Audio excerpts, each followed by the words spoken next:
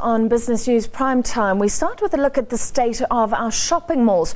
It's not yet clear to what extent recent security warnings from the US and other governments have affected shopping malls in this country, but it was certainly the last thing needed as retail complexes are already struggling with vacancies. Smaller complexes also have to stay relevant as they compete with bigger malls that have more to offer shoppers. Let's take a look. This shopping complex in the north of Johannesburg has felt the impact of the economic downturn.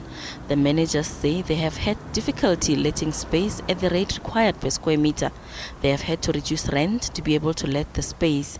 They say although things seem to be getting better, it has taken longer to secure the right mix of tenants. We've actually found it quite hard to be able to get tenants in at our required rate per square meter.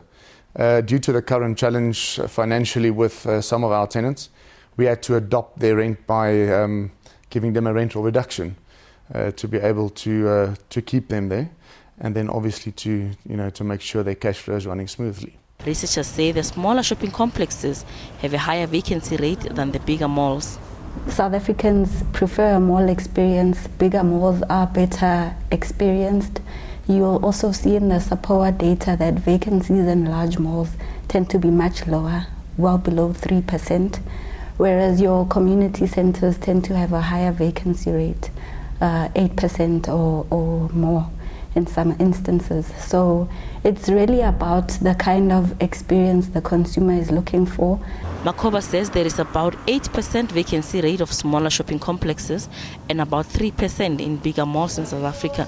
Gloria Stefako, SABC News, Johannesburg.